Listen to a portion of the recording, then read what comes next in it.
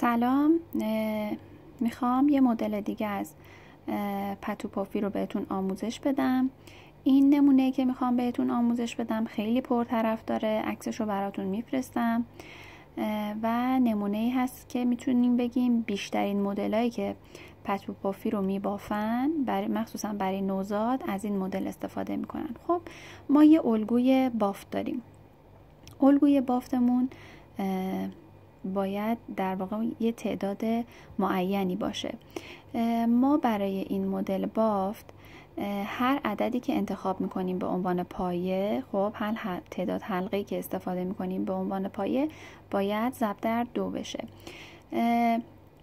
توی آموزش قبلی هم همین مورد رو داشت، اما ببینید نکته‌ای که توی بافت پتو پافی هست اینه که شما یه ذره اختلاف بافت بدید دونه ها جابجا بافته بشه، در واقع دارید یه بافت جدید رو انجام میدید.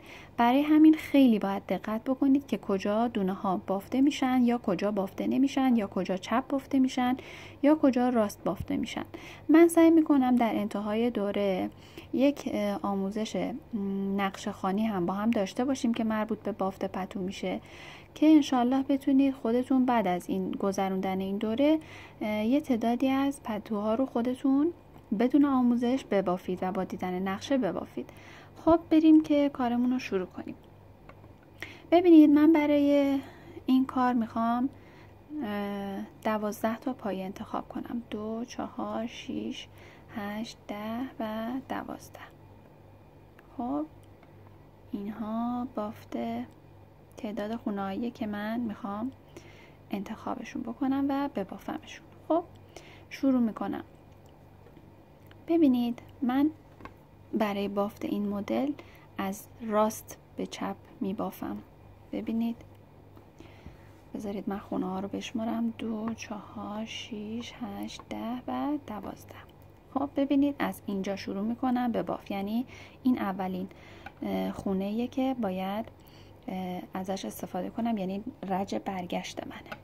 خب ببینید من این دوتا حلقه که اولین حلقه های منه، ببینید اینو میبرم سمت چپ و بافتم رو انجام میدم.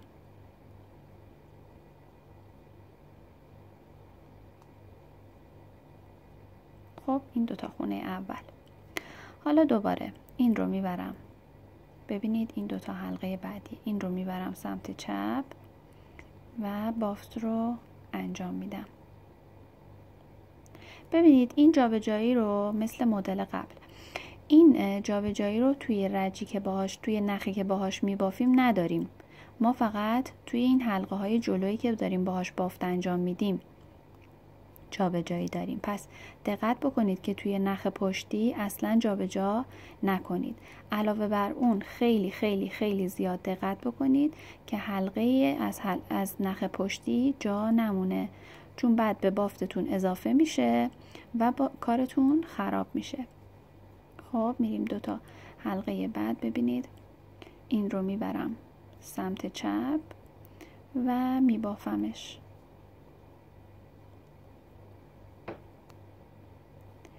این رو میبرم سمت چپ و اول حلقه‌ای که رفته زیر میبافم، بعد حلقه‌ای که رو قرار گرفته میبافم. خب این شد رج اولمون.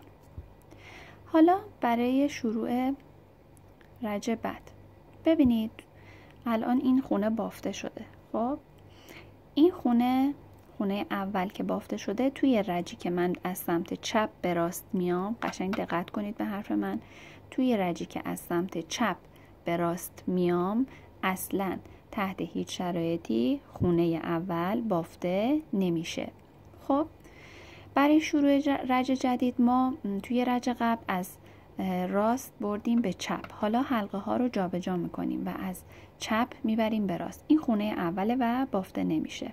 خب خونه های بعدی این حلقه این دوتاست، میبرم از چپ به راست و شروع میکنم به بافت.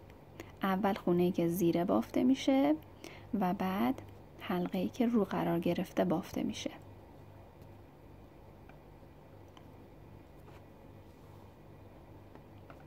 خب حالا میرسیم به 2 تا خونه بعدی. توی 2 تا خونه بعدی هم بازم همین کار رو انجام میدیم. این حلقه رو میبرم به راست و بعد بافتم رو از حلقه زیری شروع میکنم. حلقه زیر رو میبافم و بعد حلقه رو میبافم. بازم تاکید میکنم دقت بکنید که به هیچ عنوان حلقه‌ای توی نخ پشتی، منظورم اینه، توی نخ پشتی جا نمونه. خب دوباره جابجا میکنم و بافت رو انجام میدم. این حلقه پشتش و این هم حلقه‌ای که روه. خب 2 تا حلقه بعد دوباره همون کار رو تکرار میکنم. یه نکته رو بهتون بگم خانوما، ببینید بافت با کاموا پفی ریز یه مقدار بافتتون شاید براتون سخت باشه، اما کارتون رو در نهایت کار قشنگتری میکنه.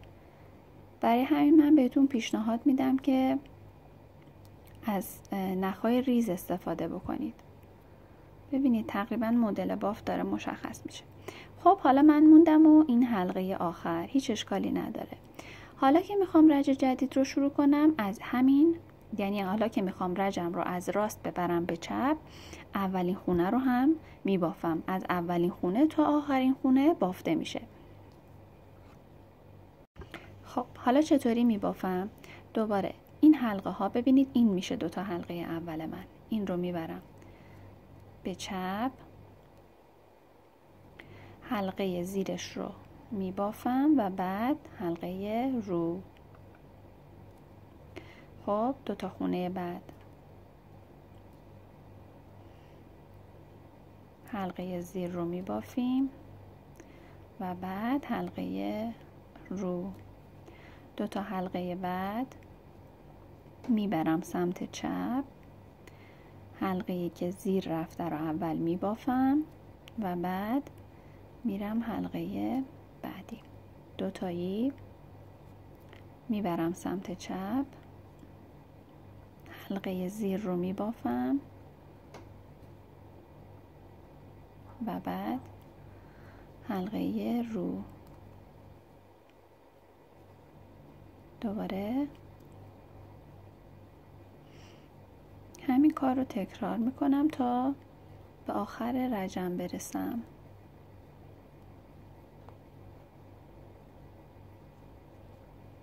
خب حالا دوباره 2 تا حلقه دارم آخر کار که این رو هم جابجا میکنم و بافتش رو انجام میدم.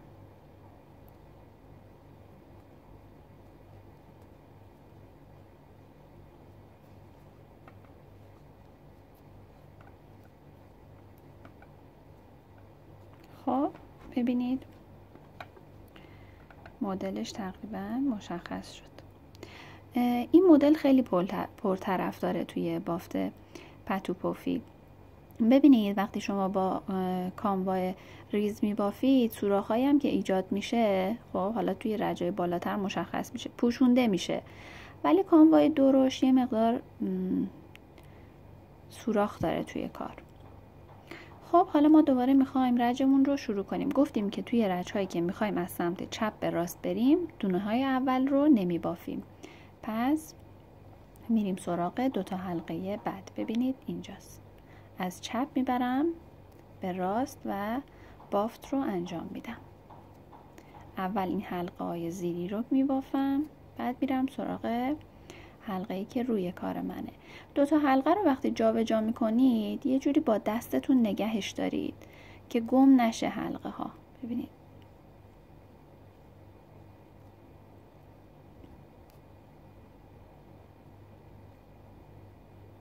یه مقدار که بافت رو انجام بدید دستتون میاد و بافتش براتون راحت تر میشه.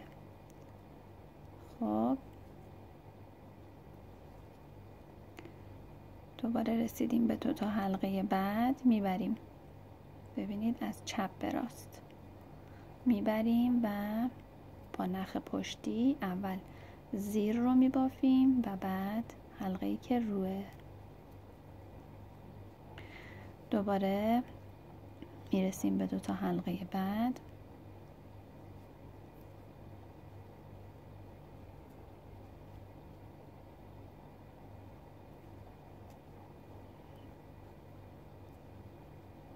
و بازم 2 تا حلقه بعد رو میبافیم. اول و این هم حلقه دوم. خب دوباره مثل رج قبل یه دونه ما آخر کارمون اضافه میاریم. این طبیعیه چون ما از اون طرف یه دونه خونه رو جا انداختیم. برای شروع رج بعد دوباره از همون خونه اول شروع میکنیم و دیگه خونه جا نمیندازیم. خب ببینید الان توی این همین چند رجی که بافتیم مدل بافتمون کامل مشخص شد. من میخوام توی این نمونه تعویض رنگ رو هم بهتون آموزش بدم. ببینید این تقریبا یه همون مدله که توی رجهای بیشتر بافته شده. ببینید حالا من برای تعویض رنگ یعنی میخوام یه رنگ جدید رو به کارم اضافه بکنم که 2 رنگ بافی بشه اصطلاحاً. خب ببینید برای اینکه من بخوام رج جدیدم رو شروع بکنم حتما باید رجی باشه که من میخوام از سمت راست به چپ ببافمش، چون میخوام توی این رج همه خونه ها بافته بشه. پس از این مدل استفاده میکنم. ادامه بافت خودمون رو میریم که اتصال رو هم بهتون بگم. اتصالی که این تعویض رنگ که بهتون آموزش میدم، شما از این تعویض رنگ در واقع برای متصل کردن کلاف ها به همدیگه هم میتونید استفاده بکنید. یعنی وقتی کلافتون تموم میشه خب باید نخ رو به هم متصل بکنید دیگه. از همین روش برای اتصال کلاف ها به همدیگه هم میتونید استفاده بکنید. خب ببینید الان این خونه آزاده و این خونه آخرین خونه رو من بافتم و این آخرینه. ببینید اینجا رو قیچی میکنم و این رو هم باز میکنم. ببینید این قسمت نخ باز شد. حالا این قسمت نخ رنگ صورتی رو اینجا رو هم قیچی میکنم. خب و این دوتا رو به هم گره میدم. گره رو به هم نزدیک بزنید چون که میخوایم ادامه بافت رو بریم و نباید خیلی از هم فاصله داشته باشه. خب اینا رو به هم گره دادیم. این از این. حالا من توی رج راست به چپم و میخوام چیکار کنم؟ بافتم رو با رنگ صورتی ادامه بدم. خب این 2 تا حلقه اول منه. این رو میبرم به راست به چپ، ببخشید میبرمش به چپ و با همین نخ صورتی اول حلقه که زیر دستمه و بعد حلقه بعدیش رو میبافم. خب میرسم به 2 تا خونه بعد، راست به چپ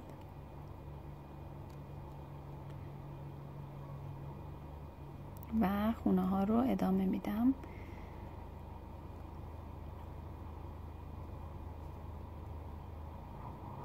پس گفتیم که برای تعویض رنگ نختون یا برای اینکه بخواید کلاف رو مجدد، یعنی کلافتون تموم شده میخواین دوباره ببافید، از این روش استفاده میکنیم. نکته این روش چیه؟ نکتهش اینه که شما حتما توی رجی که باید از سمت راست به چپ برید این کار رو میکنید. این برای این مدل ها، این که میگم از راست به چپ باید برید. برای چی میگم برای این مدله؟ چون که توی این مدل توی رج راست به چپ ما تمام خونه ها رو میبافیم، ولی توی مدل های دیگه میتونید توی هر رجی که دوست دارید این کار رو بکنید و فرقی نداره. حالا اگه باز توی مدل خاصی رو بهتون آموزش دادم که نکته‌ای داشت برای تعویض رنگ، من حتما اون نکته رو بهتون میگم. خب اینم بافتیم و اینم آخرین خونه.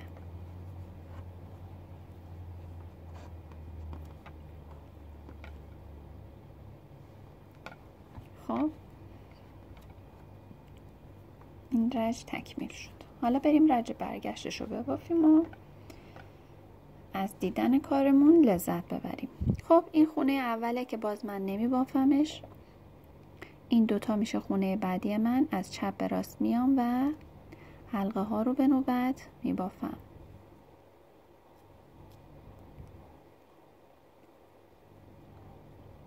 بازم تاکید میکنم خونه ها رو جا نذارید. خونه هایی که توی حلقه هایی که توی نخیه که دارید باهاش بافت میزنید، یعنی نخ پشت، اصلا جا نذارید، چون دونه به کارتون اضافه میشه، نمیدونید دونه از کجا اومده و بافتتون نظمش کاملا به هم میخوره.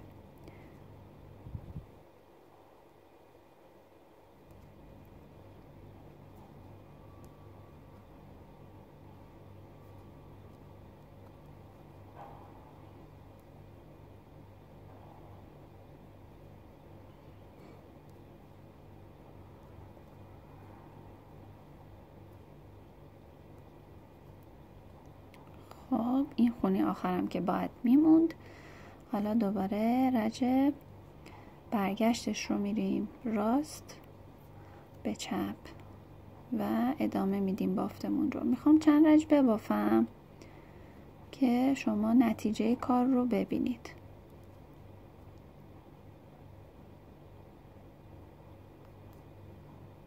خب راست باید به چپ می اومدیم، درسته.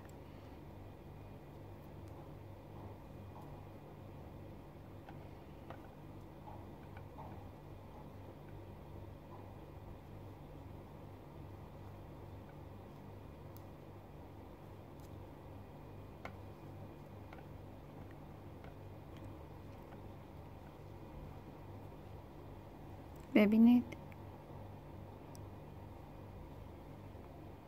چند رج با نخ صورتی ببافید کارتون رو. دوباره میتونید کارتون رو به همین روشی که گفتیم تعویض بکنید نخ رو و دیگه نکته‌ای که مربوط به این بافت باشه فکر نمی کنم داشته باشیم. خب ببینید من رج رو تا آخر رفتم. ببینید شکل کار کاملا مشخصه. خب کور کردن بافتم دقیقاً توی دوتا مدل قبل بهتون آموزش دادم. انشاءالله که آموزش خوبی براتون باشه و خسته نباشید.